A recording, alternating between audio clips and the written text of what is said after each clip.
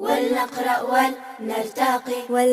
ولنرتقي. اور ہر اسم کا کیا فنکشن ہے، ہر اسم کی کیا 7-8 نہیں قریباً 30-35 مطلب کہ اس کی پہلا سبق ہے، لیکن النحو الواضح کا یہ چھٹا سبق ہے۔ اسم ہوا کلمۃ تدل علی پہلی پہچان یہ ہے کہ وہ اپنے معنی بیان کرنے میں کسی کا پہچان اسم کی یہ ہے کہ اسم کے اندر کوئی زمانہ اسم ہوا کلمۃ تدل علی معنی۔ دو بچے ہیں، ایک کا نام معرفہ ہے اور دوسرے کا نام پہ تنوین لگنا، یہ سٹیمپ ہے، یہ مہر لگی ہوئی ہے کہ میں عام ہوں۔ شریبت ماء بھی کہہ سکتے ہیں اور شریبت من ماء سے ہی معرفہ بنتا ہے، نکرہ ہوگا تبھی معرفہ۔ تاجر برادری کے لیے ہے کہ جو تاجر، جو بزنس پیشہ، تجارت پیشہ لوگ ہو، ان کی تجارت فی قریۃ صغیرۃ۔ صلی علی رسولہ الکریم وعلی آلہ واصحابہ اجمعین۔ السلام علیکم ورحمۃ اللہ وبرکاتہ۔ النحو الواضح کا آج چھٹواں سبق ہے انشاءاللہ، اور چونکہ ہم نے پچھلے اسباق میں اجزاء الجملہ اور کلمے کے حوالے سے بات کی تھی، تو اسی سبق کو آگے بڑھاتے ہوئے آج ہم اسم کے حوالے سے بات کریں گے۔ عربی زبان میں چونکہ 3 باتوں کا ہم نے بطور خاص آپ سے یہ کہا تھا کہ عربی زبان ان 3 چیزوں کے اندر یا 3 باتوں کے ارد گرد گھومتی ہے، ایک اسم ہے، فعل، حرف ہے۔ فی الحال ہم اسم کی بات کرتے ہیں۔ اسم، اس کے بارے میں جب ہم تفصیل سے بات کریں گے، تفصیل سے بات سمجھیں گے تو ہمارے لیے بہت ساری چیزیں بہت ہی آسان ہو جائیں گی۔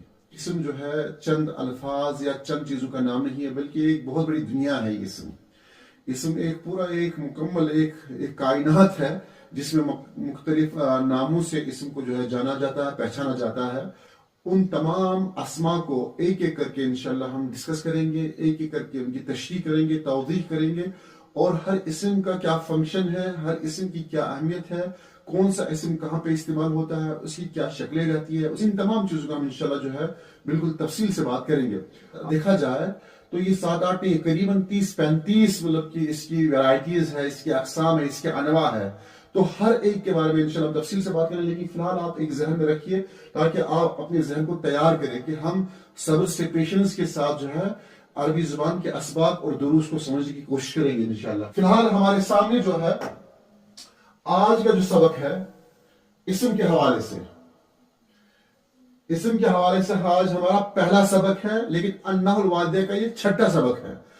آج ہم پہلا سبق جو ہمارا ہے وہ ہے النکرہ والمعرفہ۔ یہ سبق پہلا ہے، لیکن اس سبق کے 2 حصے ہیں، ایک اسم نکرہ ہے اور دوسرا اسم معرفہ ہے، یعنی کہ definite and indefinite nouns کے بارے میں آج بات کریں گے۔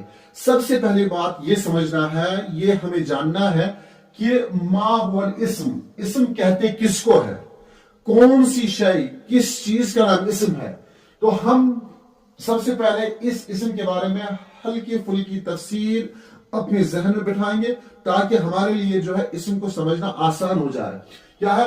الاسم هو کلمۃ، الاسم هو کلمۃ تدل علی معنی غیر مقترن بالزمن۔ اسم وہ کلمہ ہے، وہ لفظ ہے جو کسی معنی پر دلالت کرے، غیر مقترن بالزمن، لیکن جس میں کوئی زمانہ نہ پایا جائے۔ یعنی کہ اسم کی پہلی پہچان یہ ہے کہ وہ اپنے معنی بیان کرنے میں کسی کا محتاج نہیں ہوتا ہے۔ اسم اپنے معنی کا خود دفاع کرتا ہے، اپنے معنی خود ظاہر کرتا ہے، وہ کسی کا محتاج نہیں ہوتا اپنے معنی بیان کرنے میں۔ دوسری پہچان اسم کی یہ ہے کہ اسم کے اندر کوئی زمانہ نہیں پایا جاتا ہے۔ کوئی زمانہ مطلب ماضی کا، حال کا اور مستقبل کا، یعنی کہ پاسٹ، پریزنٹ اور فیوچر میں سے کوئی زمانہ اسم کے اندر نہیں پایا جائے گا۔ اور تیسری پہچان جو ہے اسم کی، وہ آگے ہم پڑھیں گے انشاءاللہ۔ تیسری پہچان اسم کی یہ ہے عربی زبان میں کہ اس پہ جو ہے تنوین آتی ہے، یعنی کہ اسم پہ تنوین آخری حرف پہ آتی ہے۔ وہ تنوین جو ہے 2 پیش کی شکل میں ہو سکتی ہے، 2 زبر کی شکل میں ہو سکتی ہے، یا پھر 2 زیر کی شکل میں ہو سکتی ہے۔ تیسری بات یہ کہ اسم کی اور ایک پہچان ہے، موٹی پہچان ہے، وہ یہ کہ اس پہ الف لام داخل کیا جاتا ہے۔ فی الحال آپ یاد رکھیں کہ الاسم ہوا کلمۃ تدل علی معنی غیر مقترن بالزمن۔ اسم اس کلمے کو کہتے ہیں جو کسی معنی پر دلالت کرے اور کوئی زمانہ نہ پایا جائے۔ فیدل علی انسان او حیوان او مکان او شیء او معنی، کہ وہ کسی انسان کے اوپر دلالت کرتا ہے، کسی حیوان کے، کسی مکان، کسی چیز، کسی معنی پہ دلالت کرتا ہے. یعنی اسم وہ لفظ ہے جو کسی بھی انسان، جانور، چیز، جگہ، کیفیت یا معنی پر دلالت کرے اور اس میں زمان یعنی کہ وقت اس میں شامل نہ ہو، اس میں کوئی زمانہ نہ پایا جائے. ایگزامپل یہاں پہ ہے، مثال ہے یہاں پہ. انسان میں کیا ہے؟ محمد کسی کا نام ہے، رجل، طفل، حیوان میں بقرۃ، طیر، اور مکان میں مسجد، بیت، چیز میں کتاب، قلم، اور معنی کے اعتبار سے علم، فرح، سلام. تو یہ تمام اسما ہے. پھر اس کے بعد جو ہے، جو ہمارا آج کا ٹاپک ہے وہ ہے اسم نکرہ. اسم نکرہ کہتے کس کو ہے؟ یعنی الاسم نکرہ ہوا اسم يدل على شيء غیر محدد ولا معروف لدى السامع. اسم نکرہ وہ نام ہے، یعنی کہ اسم نکرہ کیا ہے؟ اسم نکرہ وہ نام ہے جو کسی غیر مخصوص، غیر معلوم اور عام چیز یا شخص پر دلالت کرے یا اس کو ظاہر کرے. اسم، یہ سمجھ لیجئے کہ یہ اسم جو ہے اس کے دو بچے ہیں. اسم کے دو بچے ہیں، ایک کا نام معرفہ ہے اور دوسرے کا نام نکرہ ہے. معرفہ کی بحث آج نہیں ہے، ہم معرفہ کے بارے میں انشاءاللہ اگلی سبق میں پڑھیں گے. نکرہ کس کو کہتے ہیں؟ وہ اسم يدل على غیر معین، اور نکرہ اس چیز کو کہتے ہیں جو کسی غیر معین چیز پہ دلالت کرے. اب یہاں پہ آپ دیکھ سکتے ہیں رجل، یہ نکرہ ہے. رجل میں نے شروع میں ہی کہا تھا کہ اس کے آخر والے حرف پہ تنوین آتی ہے. وہ تنوین 3 شکل میں ہو سکتی ہے، 2 پیش کی شکل میں ہو سکتی ہے، ٹھیک ہے، یا پھر 2 زبر کی شکل میں ہو سکتی ہے، یا 2 زیر کی شکل میں ہو سکتی ہے. تو یہاں پہ جو ہے رجل کوئی آدمی، ولد کوئی بچہ یا کوئی لڑکا، کتاب کوئی کتاب، مسجد کوئی مسجد، شجرت کوئی درخت. اب یہاں پہ آپ دیکھ سکتے ہیں، تھوڑا سا ہم اس کو دلچسپ انداز میں ہم نے سمجھانے کی کوشش کی ہے. کیا ہے کہ کبھی کبھی زبان کے جنگل میں ہمیں کچھ ایسے الفاظ ملتے ہیں جو کسی خاص شخص، چیز یا جگہ کی طرف اشارہ نہیں کرتے. کبھی کبھی ایسا ہوتا ہے، یہ الفاظ کا جو جنگل ہے، ایک دنیا ہے، ایک کائنات ہے، اس میں سے کچھ الفاظ ایسے ملتے ہیں جو کسی خاص شخص یا چیز یا جگہ کی طرف اشارہ نہیں کرتے، بلکہ بس کوئی بھی عام سا غیر معین مفہوم رکھتے ہیں. یعنی کہ ان میں جو ہے بس عام سا مفہوم ظاہر ہوتا ہے. عربی میں ایسے لفظ کو اسم نکرہ کہتے ہیں. ایسے لفظ کو عربی میں کیا کہتے ہیں؟ اسم نکرہ کہتے ہیں، یعنی کہ جس کا کوئی معین نام کام نہ ہو. ایک دن ایک مسافر صحرا میں جا رہا تھا، بس ایک کہانی، چھوٹی موٹی کہانی ہے سمجھانے کے لیے. اچانک اس نے آواز سنی. کیا آواز سنی؟ جاء رجل، کوئی آدمی آ گیا، یعنی کوئی آدمی آیا. اب یہ آدمی کون ہے، کیا ہے، کیا شکل ہے، کیا نسب، کیا حسب، کہاں کا ہے، کس کنٹری کا، کس ملک کا، کچھ بھی نہیں ہے، کوئی بھی آدمی. پھر یہاں جو رجل ہے یہ کون ہے؟ نہ نام معلوم، نہ لباس، نہ چہرہ، سب عام ہے. یہ رجل جو ہے اس کی کوئی حیثیت پتہ نہیں، شکل پتہ نہیں، لباس پتہ نہیں، تو یہ عام ہے. چند لمحوں بعد مسافر کے پاس سے کوئی جانور گزرا. اب اور ایک مسافر ہے وہاں پہ، تو اس کے سامنے سے جو ہے ایک جانور گزرا. تو اس نے کیا کہا؟ رأیت حیوانا، کہ میں نے ایک جانور دیکھا. اب یہ حیوان جو ہے کون سا جانور ہے؟ اونٹ ہے، ہرن ہے، بکری ہے، بھیڑ ہے، بالو ہے، شیر ہے، چیتا ہے، کچھ پتہ نہیں ہے، کچھ معلوم نہیں اس بارے میں، کیونکہ یہ اسم نکرہ ہے. اسی طرح پیاس لگی تو کسی نے کہا ارید ماء، کیا مجھے کوئی پانی چاہیے، یا مجھے کچھ پانی چاہیے، کوئی سا بھی. اب کیا دریا کا پانی چاہیے، کنویں کا پانی چاہیے، ندی کا پانی چاہیے، زمزم چاہیے، کچھ پتہ نہیں ہے، کیونکہ ماء جو ہے وہ نکرہ ہے. اسم نکرہ کی نشانیاں کیا ہوتی ہے؟ جو شروع میں نے کہا تھا کہ اسم نکرہ جو ہے اس کی شناخت کیا ہوتی ہے، اس کی پہچان کیا ہوتی ہے. نمبر 1، تنوین. تنوین کی 3 شکلیں ہیں، 1، 2 اور 3. ہر لفظ جس کے آخر میں 2 پیش، 2 زبر، 2 زبر، 2 زید ہوں وہ نکرہ ہوتا ہے. جیسے کہ رجل، کتاب، طعام، طریق.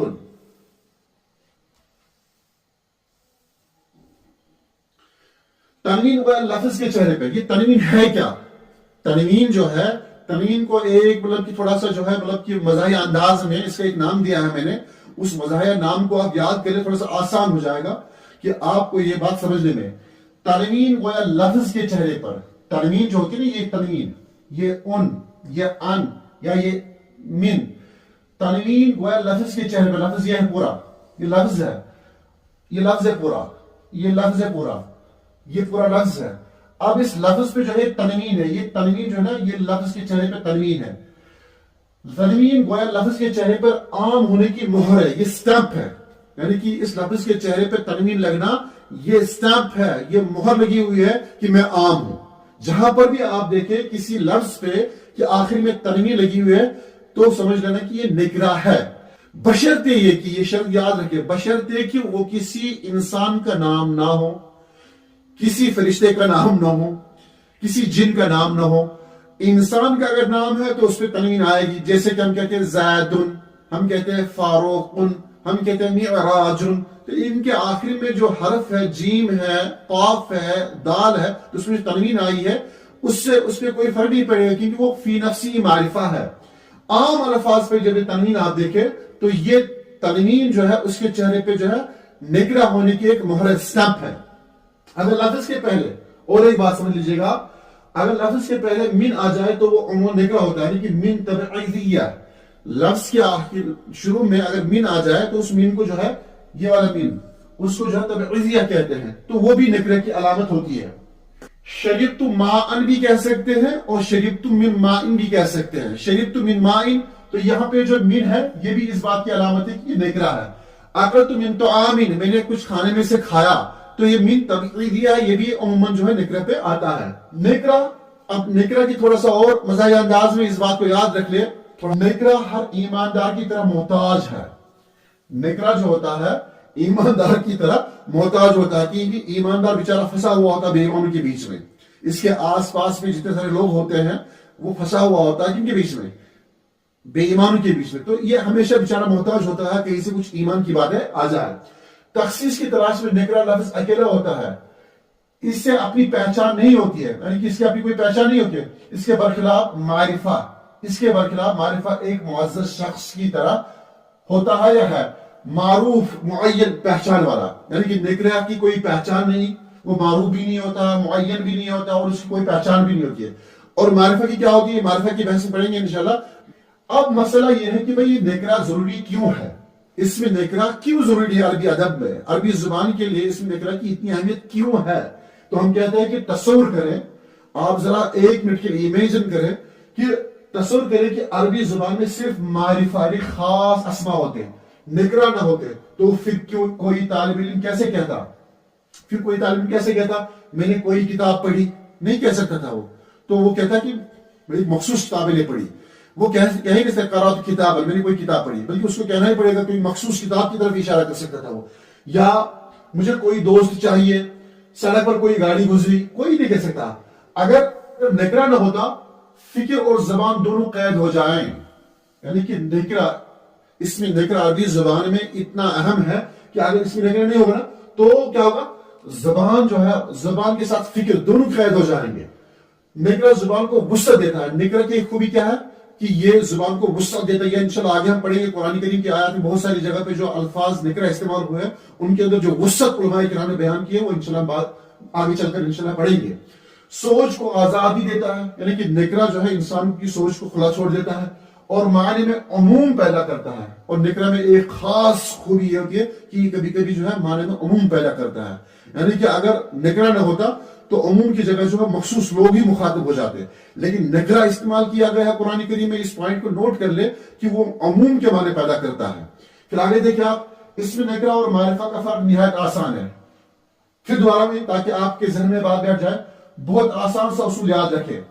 نکرہ جس کا پہلی بار ذکر، یعنی کہ نکرہ اس کو کہتے ہیں جس کا پہلی بار ذکر ہو، چاہے وہ ذکر آپ کی زبان سے ہو، آپ کی تقریر سے ہو، آپ کی تحریر سے ہو. تو پہلی بار جب آپ کسی کا ذکر کریں اس کو نکرہ کہتے ہیں، یعنی نکرہ جس کا پہلی بار ذکر کیا ہو. معرفہ جس کا دوبارہ ذکر کیا گیا ہو، یعنی کہ نکرہ سے ہی معرفہ بنتا ہے. نکرہ ہوگا تبھی معرفہ بنے گا. معرفہ خود آسمان سے زمین سے جو ہے مشروم کی طرح نہیں اگتا ہے، بلکہ یہ نکرہ کی شکل پھر بعد میں معرفہ میں منتقل ہو جاتی ہے. ایک علم ہوتا ہے وہ ہمیشہ ہی معرفہ ہوتا ہے، اس کی بات نہیں ہے یہاں پہ، بلکہ یہاں پہ نکرہ جو ہوتا ہے وہی معرفہ بنتا ہے. مثال کے طور پر کیسے ایسے ہوتا ہے، نکرہ پہلے ہوتا ہے پھر بعد معرفہ بنتا ہے. مثال دیکھیں آپ، جاء رجل کوئی آدمی آیا، جاء رجل کوئی آدمی آیا. جب یہ آدمی آ گیا، اس کے ساتھ جو ہے الیک سے لیک ہو گیا، اس کے ساتھ گفتگو ہو گئی، اس کے ساتھ ملاقات ہو گئی، اس کے ساتھ بیٹھنا ہوا، اس کا تعارف لے گیا، پھر میں کہتا ہوں اکرمت الرجل، اسی آدمی کو، یعنی کہ اس رجل کو پھر بعد میں کیا کہوں گا، اکرمت الرجل، میں نے اکرام کیا آدمی کا. پہلے کوئی آدمی آیا، کون سا آدمی آیا؟ جو بیٹھا میرے ساتھ گفتگو کی، اس کے بعد فاکرمت الرجل، میں نے پھر اس آدمی کا اکرام کیا. پہلی بار رجل جو ہے وہ نکرا تھا، لیکن جب اس کے ساتھ پہچان ہو گئی تو وہ الرجل معرفہ بن گیا، وہ معرفہ بن گیا. پھر آگے دیکھیں آپ، ہم قرآن و سنت کی زبان پڑھ رہے ہیں، لہٰذا قرآن و سنت کی زبان پڑھتے پڑھتے ہمیں قرآن سے ہی کچھ استشہاد کرنا ہوگا، قرآن کریم سے ہی کچھ دلیلیں دینی ہوگی جہاں پہ یہ الفاظ استعمال ہوئے ہو. قرآن سے کیا ہے؟ وَجَاءَ رَجُلٌ مِّنْ أَقْصَى الْمَدِينَةِ، وَجَاءَ رَجُلٌ مِّنْ أَقْصَى الْمَدِينَةِ، قرآن کریم کی مشہور آیت ہے. کیا ہے؟ رجل، یہاں پہ جو رجل استعمال ہوا قرآن کریم میں، یہ نکرا ہے. رجل نکرا ہے، کوئی غیر معلوم شخص آیا تھا، کوئی غیر معلوم شخص آیا. یا اسی طرح دوسری فتیان یدخلان السجن، یہاں پر بھی فتیان، دو نامعلوم نوجوان جو ہے جیل میں داخل ہو گئے. اب آگے دیکھیں آپ قرآن کریم کے بعد احادیث میں، حدیث میں کیا ہے؟ عن جابر بن عبد الله رضی اللہ تعالی عنہما ان رسول اللہ صلی اللہ علیہ وسلم قال رحم اللہ رجلا، قال رحم اللہ رجلا سمحا اذا باع واذا اشترى واذا اقتضى. حضرت جابر رضی اللہ تعالیٰ سے روایت ہے کہ ان رسول اللہ صلی اللہ علیہ وسلم قال، کیا فرمایا؟ رحم اللہ رجلا سمحا اذا باع واذا اشترى واذا اقتضى، کہ رسول اللہ نے فرمایا اللہ تعالیٰ ایسے شخص پر رحم کرے، ایسے شخص پر رحم کرے جو بیچتے وقت، خریدتے وقت اور تقاضا کرتے وقت فیاضی اور نرمی سے کام لیتا ہے. یہ کتاب البیوع بخاری شریف کی حدیث پاک ہے. یہ ہماری تاجر برادری کے لیے ہے کہ جو تاجر، جو بزنس پیشہ، تجارت پیشہ لوگ ہو، ان کی تجارت میں کامیابی کا راز یہ بھی ہے کہ وہ اپنی تجارت کے دوران جو ہے نرمی کا مظاہرہ کرے. اور اس کے لیے نبی پاک صلی اللہ علیہ وسلم نے دعا فرمائی ہے کہ ایسے انسان کے لیے جو لین دین کے معاملے میں، جو تقاضا کرتے وقت کسی کو قرض دیا، اس وقت اس کو قرض واپس لیتے ٹائم پہ جو ہے اس کے ساتھ نرمی کا معاملہ کیا، شفقت کا معاملہ کیا، تو نبی پاک صلی اللہ علیہ وسلم نے اس کے لیے دعا کی. کیا دعا کی؟ اللہ تعالیٰ اس پر رحم فرمائے. یہ الگ موضوع ہے، پھر کبھی انشاءاللہ سے بات ہوگی. تو یہ حدیث پاک میں لفظ استعمال ہوا ہے رجل، یہ بھی نکرا ہے. اب آگے دیکھیں آپ، نص العربی، عربی کی کچھ عبارت لی ہے، ایک چھوٹا موٹا سا پیراگراف لیا ہے، تو اس میں بھی ہم نے نکرا اسما کا ذکر کیا ہے تاکہ بات اور کھل کے اور واضح ہو جائے اور ہم تھوڑا سا لطف اندوز ہو جائے. کیا ہے؟ کان فی قریۃ صغیرۃ، قریہ کہتے ہیں گاؤں کو، صغیرہ کے معنی چھوٹا. اب یہ دونوں قریہ اور صغیرہ، یہ دونوں جو ہے موصوف سے بنتے ہوئے جو ہے نکرا ہے دونوں. کان فی قریۃ صغیرۃ، یہ دونوں نکرا ہے. رجل صالح، یہاں پر بھی جو ہے نکرا ہے، موصوف سے بنتے ہوئے نکرا ہے. یسکن فی بیت متواضع، یہاں پر بھی یہ دونوں نکرا ہے، بیت اور متواضع یہ دونوں یہاں پہ نکرا ہے. قرب مسجد قدیم، یہاں پہ دیکھیں مسجد قدیم موصوف صفت ہے لیکن نکرا استعمال کیا ہے. وفی یوم من الایام، یہاں پر بھی جو ہے وفی یوم، یہ نکرا ہے یوم. من الایام طرق بابہ رجل غریب، یہاں پہ رجل غریب، اجنبی آدمی. غریب یہاں پہ غریب مراد نہیں ہے جو اردو میں ہم استعمال کرتے ہیں، غریب مراد یہاں پہ اجنبی. رجل غریب یہ یہاں پہ جو ہے نکرا ہے دونوں. یطلب طعاما ومأوا، طعام بھی نکرا ہے، وہ مأوا بھی یہاں پہ جو ہے نکرا ہے. فابتسم الرجل الصالح، اب یہاں پہ دیکھیں یہ رجل الصالح جو ہے نیک، اور رجل الصالح نیک، یعنی کہ پہلی بار جو ملا تھا تو پہلی بار یہ نکرا تھا، کوئی پہچان نہیں تھی، تو وہ یہاں پہ ہے جو میں نے شروع میں آپ لوگوں سے کہا تھا. رجل صالح شروع میں جب ذکر ہوا تو وہاں پہ جو ہے اس عبارت میں جو ہے نکرہ کے طور پہ استعمال ہوا، لیکن جب اسی میں جو ہے یہاں پہ عہد سازی کو کہتے ہیں، جب آگے ہم نے ذکر کیا تو وہاں پہ اس کے تعارف مل گیا، پھر معروف بن گیا، تو یہاں پہ ہم نے اس میں کیا کہا؟ الرجل الصالح، نیک آدمی. وقال تفضل یا اخی فانما الدین معاملۃ، فدخل الضيف الى البيت وهو يقول لقد ارسلني اللہ الى رجل صالح. یہاں پہ دیکھیں آپ، جہاں جہاں کہیں پر بھی جو ہے آپ اسما کو دیکھیں گے ان میں سے جو ہے تقریباً 99% جو ہے نکرہ استعمال کیے ہیں. اس طرح جو ہے آج اس میں نکرہ کی بات ہوئی، اس میں نکرہ میں جو ہے آج تفصیل سے انشاءاللہ آپ تک یہ بات پہنچانے کی میں نے بھرپور کوشش کی، اور امید کرتے ہیں کہ آپ کو یہ آج کا سبق اچھا لگا ہوگا. آپ سے التماس ہے کہ ہمارے اس آج کے درس کو لائک کریں، اپنی آراء سے نوازیں، चैनल को सब्सक्राइब करें और सदके जारिया की नीयत से हमारे इस यूट्यूब को और लोगों तक पहुंचाने की भरपूर कोशिश और ताउन करें। बहुत बहुत शुक्रिया। मिलते हैं इंशाल्लाह नए वीडियो में नए सबक के साथ। तब तक के लिए अस्सलामु अलैकुम वरहमतुल्लाहि वबरकातुहू। نلتقي ولنقرأ ولنرتقي وفي الجنة نلتقي ننتظر الحفل العظيم وعدو مولانا الكريم.